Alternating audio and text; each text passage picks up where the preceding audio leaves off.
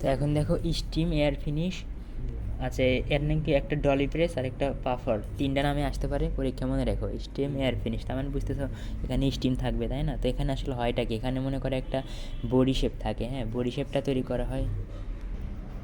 খেয়াল করো, এই যে এটা হলো তোমার বডি শেপের, মানে বডি শেপটা লম্বা, তাই না? বডি শেপ, এই যে ক্যানভাসের একদম মোটা ফ্যাব্রিকে, মোটা ফ্যাব্রিক দ্বারা একটা বডি শেপ তৈরি করা হয়। বডি শেপটার কোনো হাতা থাকে না, হ্যাঁ। এই বডি শেপের উপরে এই যে তোমার কী করা হয়, ফ্যাব্রিককে, সরি, গার্মেন্টসকে রাখা হয়। যেমন এখানে একটা টি শার্টকে রাখছে, হ্যাঁ, টি শার্টকে রেখে দিছে, হ্যাঁ। আচ্ছা দেখো, যে মানে বডি শেপে কিন্তু হাতা নাই, এই জন্য টি শার্ট, এই জন্যে এই হাতাগুলো নিচে পড়ে আছে, হ্যাঁ। তারপর দেখো কী করে এরা, এই যে রেখে দিছে, তারপরে মানে এরকম প্লাগ দিয়ে আটকাছে। তারপর হাতাটাকে দেখো, হাতাটাকে এরকম দিতেছে, সাইড দিয়ে আটকে নিতেছে। তারপরে এই যে এই ভিতর থেকে দেখবা স্টিম বের হবে, হ্যাঁ। এই দেখো, এই যে স্টিম বের হলো, হ্যাঁ, ধোয়া ধোয়া, তার মানে তোমার এই বডি শেপের ভিতর থেকে স্টিম বের হয়, হ্যাঁ। মানে তোমার এই ফ্যাব্রিকে, মানে গার্মেন্টসের উপরে স্টিম প্রয়োগ করা হয়। খেয়াল করো, এই যে গার্মেন্টসকে রাখছে বডি শেপের উপরে, রাখছে বডি শেপ, তো বোঝো ম্যানিকুইন আছে না, ওই টাইপের বডি শেপ, হ্যাঁ। তারপরে দেখো রেখে দিছে, এই হাতাগুলো দেখো এই সাইডে আটকাতেছে, হ্যাঁ। তারপরে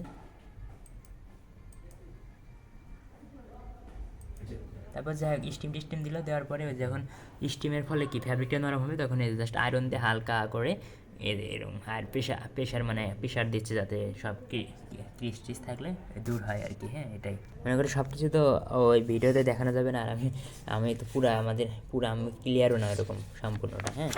যতটুকু বুঝতে পারছি ততটুকুই। এটা মনে করো যে বডি ফার্ম মানে আরও লম্বা দেখানো যায় না। তারপরে আমার এটা হলো শার্ট রাখছি, এই তো। আর এগুলো মূলত মুখস্থ করলেই হবে, আশা করি এগুলো পারবা, হ্যাঁ। এখন এসে স্টিম প্রেস মানে এটা মোটামুটি ইজি, হ্যাঁ। এখানে কি থাকবে, হেড থাকবে, এটা হলো হেড, এটা হলো বাঘ থাকবে, হ্যাঁ। খেয়াল করো, স্টিম প্রেস মানে একটা যন্ত্র, প্রেসিং করার একটা যন্ত্র। এটা হলো তোমার স্টিম প্রেস, উপরে দেখতেছো না, এটা হলো আমার কি, এটা হলো হেড, আর নিচে এটা হলো বাঘ, এটা হলো নিচে, এটা হলো বাঘ, হ্যাঁ। খেয়াল করো, এই দেখো, হ্যাঁ, এই যে বাঘ, দেখো বাঘের উপরে ফ্যাব্রিকটা রেখে এই যে হেডের সাহায্যে দেখো হেডকে কিন্তু উপরে তোলা যায়, এবার নিচে নামানো যায়, হেডকে উপরে তোলানো যায় এবং নিচে নামানো যায়, বাঘকে নড়ানো যায় না, বাঘটা স্থির।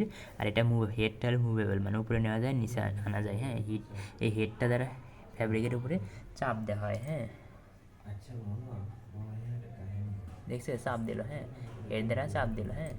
এখন ওই যে বাঘ আছে না, বাঘের ভিতর দিয়ে তোমার কি স্টিম প্রবাহিত হয়, এটা এখানে দেখানো যায় নাই, অন্য ভিডিওতে আছে, থাক এগুলো, খালি জাস্ট বিষয়টা দেখো। এই যে স্টিম দেখছো, খেয়াল করো, এই সাইড দিয়ে হালকা স্টিম চলে গেল, যাই হোক ফ্যাব্রিক রেখে চাপ দিল, হ্যাঁ। এই যে স্টিম দেখলা, তার মানে বাঘের ভিতর দিয়ে স্টিম প্রবাহিত হয়, হ্যাঁ।